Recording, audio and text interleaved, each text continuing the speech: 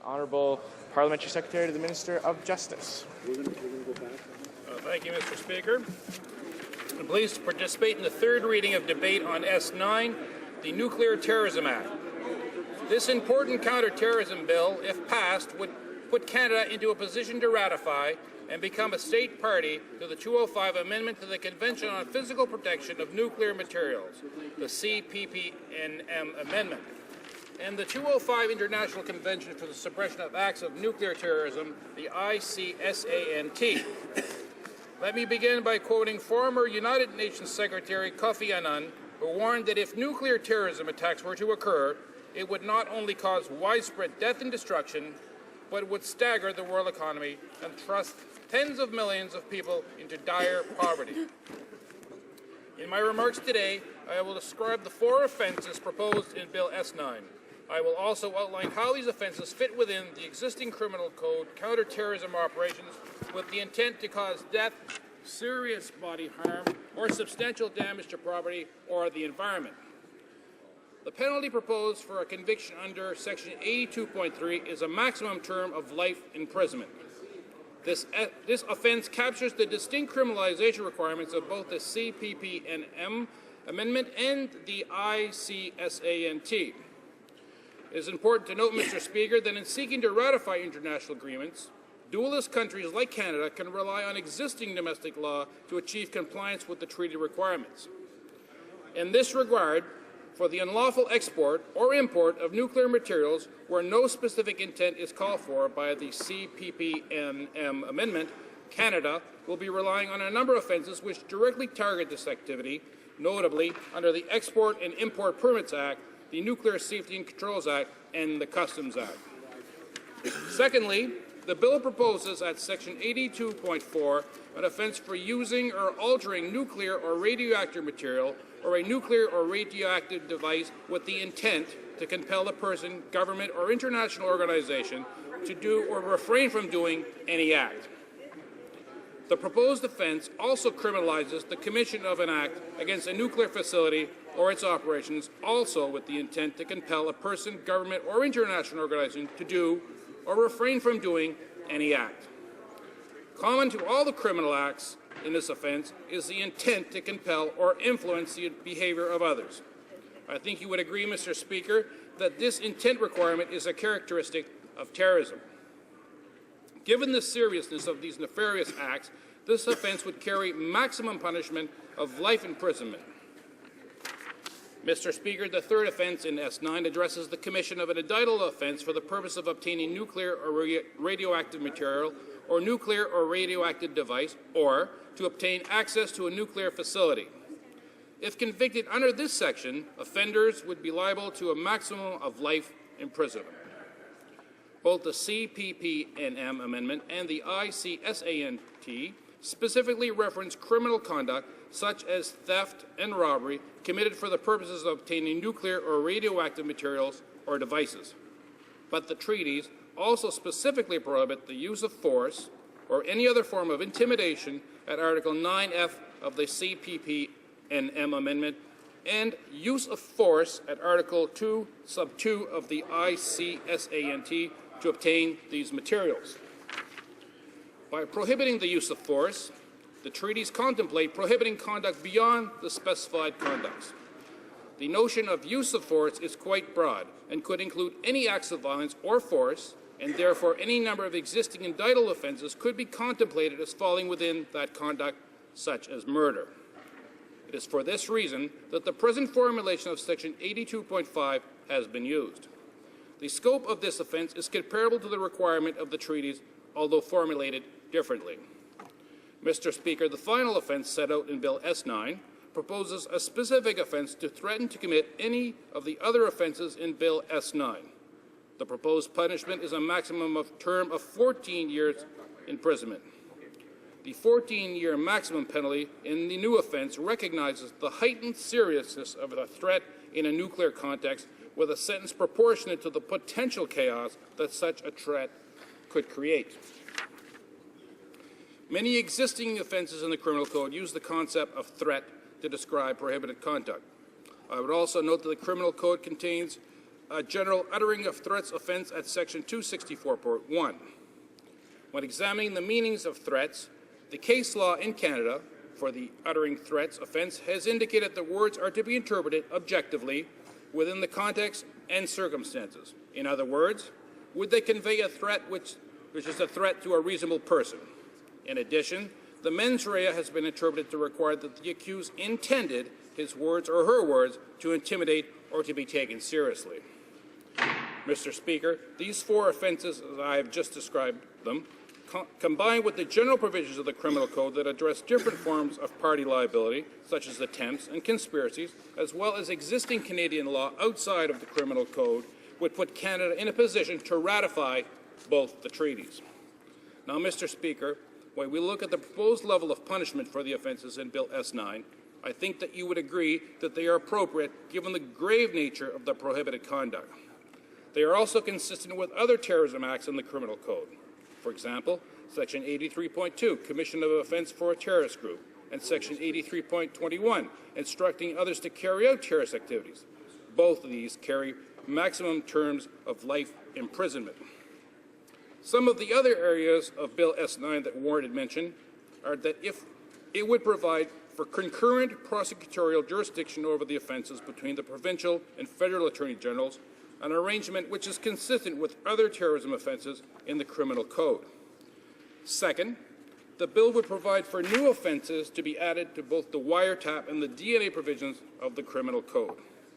Third, by adding the CPPNM amendment and the ICSANT to the definition of terrorism activities under Section 83.1 sub 1A of the Criminal Code, a number of existing powers and procedures will apply to the new offences, including reverse onus at bail and one-year wiretap authorizations, to name a few.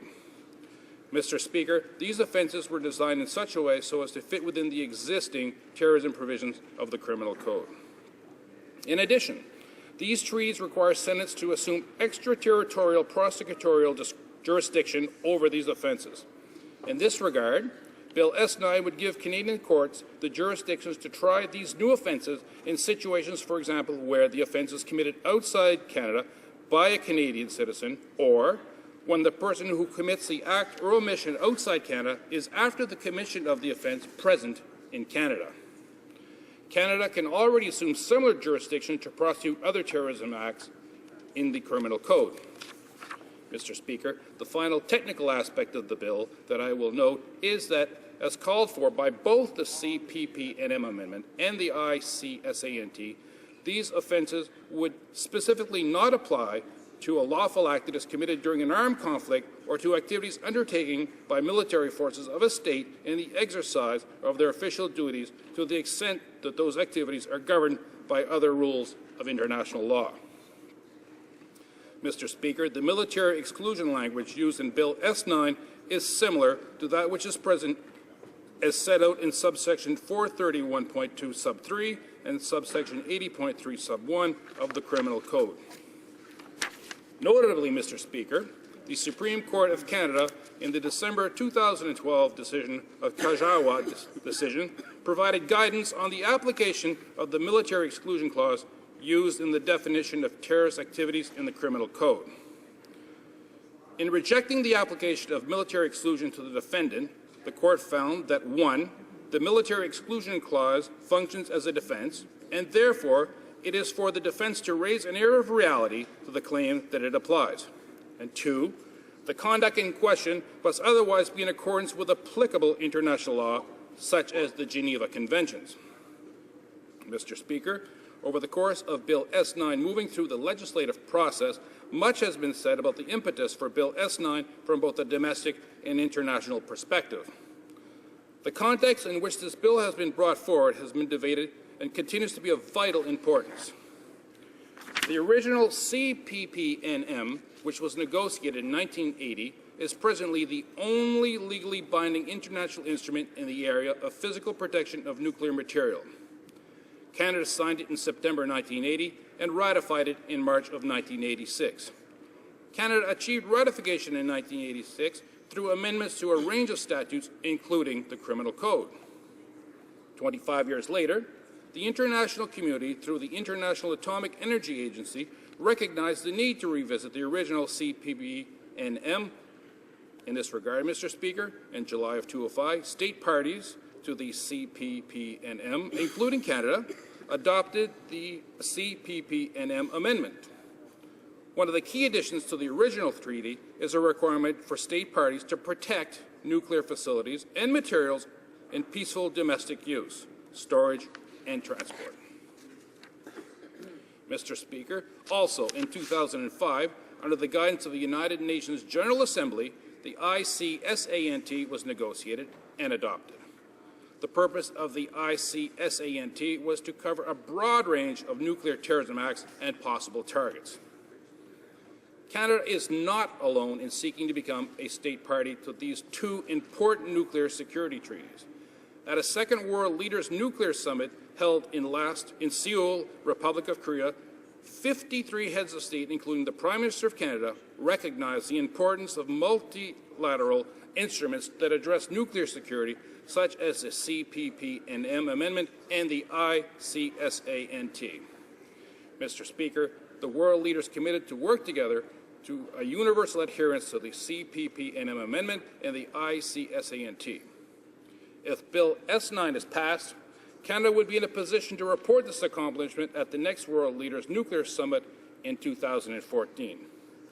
The CPP-NM Amendment, at last count, has 64 state parties, while the ICSANT has 83 state parties.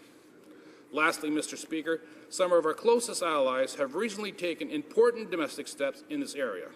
The United Kingdom became a state party to the ICSANT in 2009 and the CPP-NM Amendment in April of 2010. In addition, Australia modified its laws to achieve ratification of the CPP-NM Amendment in 2008 and the ICSANT in 2012.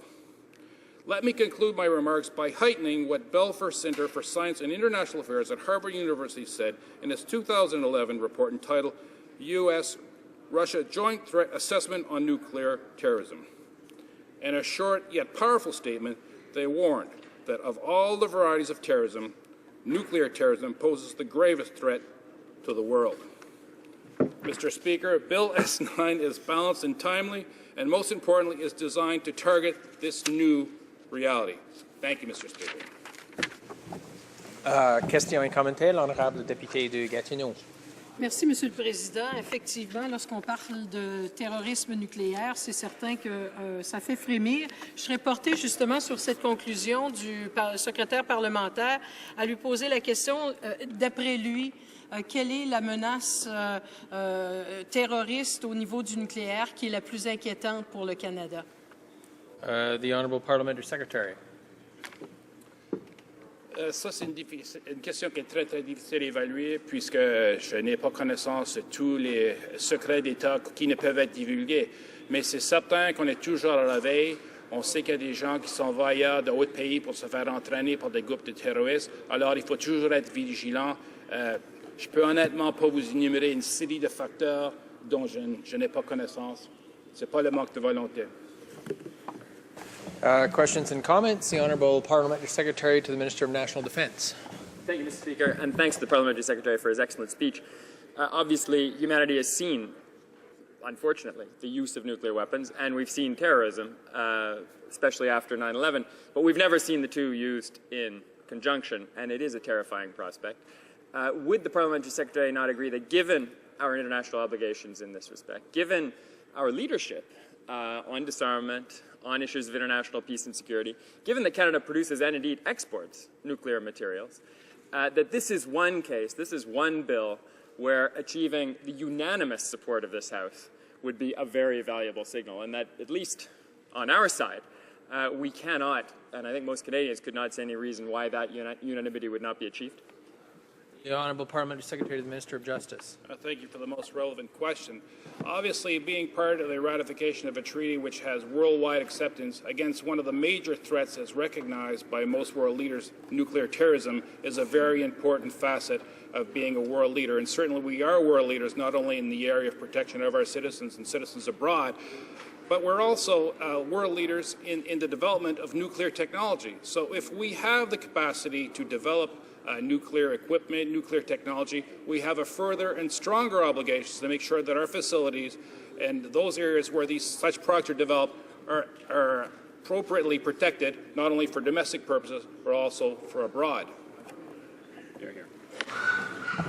Questions and comments? The Honourable Member for Winnipeg North. Yes, Mr. Speaker, I'm wondering if the Minister would be able to provide some comment in regards to the relationship, and I'm looking more so for a formal communication relationship that would exist regarding the nuclear program, nuclear terrorism, or the potential of nuclear terrorism, or anything of that nature, with regards to his provincial counterparts. Does that exist, and if so, to what degree?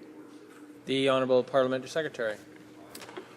I regret to advise that I'm unable to answer exactly what go-between there are with the provinces and with the federal government on this issue. However, with regards to the amendments to the criminal code and the prosecution, I mean, it's a boilerplate issue that basically there be joint jurisdiction in prosecuting such offences. So that's the limit of my answer to that relevant question. Questions and comments? The Honourable Member for Scarborough Southwest. Thank you, Mr. Speaker. And I was surprised a minute ago when the Parliamentary Secretary for Defence got up that he didn't make reference to, Pickering Nuclear Power Plant, which is very close to his riding. And, of course, it's within sight of my riding in Scarborough Southwest as well. And that does bring up the provincial issue again, because the nuclear power plants are provincially run. So, of course, hearing about the negotiations that have happened with the province of Ontario, certainly not details which must remain secure. But also, I wanted to ask what way the government is evaluating the progress accomplished on the international scene with regards to the questions linked to nuclear terrorism. The Honourable Parliamentary Secretary. As I understand the question is what links, what we have been accomplishing with regards to international treaties and working with other countries. How are we measuring them? Unfortunately, that's something would be in the realm, I believe, of CSIS, and it would be information that I would not be privy to, and if I were, would be unable to disclose, Mr. Speaker. Questions and comments? The Honourable Member for Davenport. Thank you, Mr. Speaker, and I think that Canadians are very interested in the course of this debate, and one issue which I think concerns a lot of people, certainly in Toronto, when you talk about in this bill that the goal here is to take and enforce effective measures to prevent the proliferation of nuclear materials. It does raise the question around the proliferation of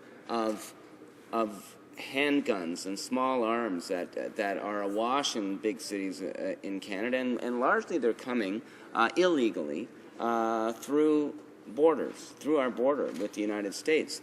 It doesn't provide us with the kind of solace that I think we need when we see that in this regard the Canadian government, this Conservative government, has failed cities with regard to ensuring the safety of cities from illegal weapons that are coming from across the border. So if we can't feel safe about that, notwithstanding the intent of this legislation, how are we to feel secure and safe that this government could actually find illegal nuclear weapons that are traversing our country? If they can't find the weapons that are finding their ways into the hands of gangs on the streets of Toronto? The Honourable Parliamentary Secretary. Well, Mr. Speaker, this bill goes well beyond the issue of importing or bringing nuclear weapons or nuclear materials into the country of Canada. I mean, what we're attempting to do is to bring into line with the rest of the countries, the states who have adopted the important treaties, give extraterritorial prosecutorial possibilities so that we can become ratifiers of this important legislation and treaties. And that is really the focus of it. It's not bringing in small arms through Canada, which becomes also a very important and pressing issue, which we have taken measures to counter. Questions and comments? The Honourable Member from Vaudreuil-Soulanges. Thank you, Mr. Speaker. Well, it's good to see some action on the nuclear file from this government. We're still waiting for changes to the Nuclear Liability Act, which would protect Canadians by raising the liability cap. And my question specifically to this member is that there's fourth-generation technologies of nuclear reactors that don't even use enriched uranium. We actually had someone testify at committee just a month ago saying that we have this technology, it's very innovative. I asked the question to that representative of TerraPower, I said, have you had any contact with the Canadian government? And his answer was no. We've had zero contact with the Canadian government. So when this member says that they're providing leadership on the nuclear file, I fail to see the leadership that's being provided on this. And this is a move in the right direction, but it's a very slow-paced move. And I'm wondering when the member will come forward with the other legislation on this file. The Honourable Parliamentary Secretary. Well, quite frankly, Mr. Speaker, Rome was not built in a day. It's a step in the right direction. We'll let Rome elect their Pope, and we'll move forward with all those important measures that we'll take to protect the Canadian public. Questions and comments? The Honourable Member for Scarborough Southwest. Thank you, Mr. Speaker, and I thank the member for answering the second part of my question earlier. But in regards to the Pickering nuclear power plant, and certainly Ontario generates a lot of its power from nuclear, what role has the Ontario government played in the production of this bill? What role have they played and been consulted in with regards to adoption of this treaty? Has the province of Ontario been negotiated with in regards to this? The Honourable Parliamentary Secretary. Well, certainly the province of Ontario has been negotiated with and has been dealt with very, very closely because, I mean, it's within their jurisdiction. They have to provide security. And when we ask questions about the security of nuclear facilities such as Pickering, the answers we got were very, very constricted and limited. And the reasons for that is very evident. Is basically it's a matter of security.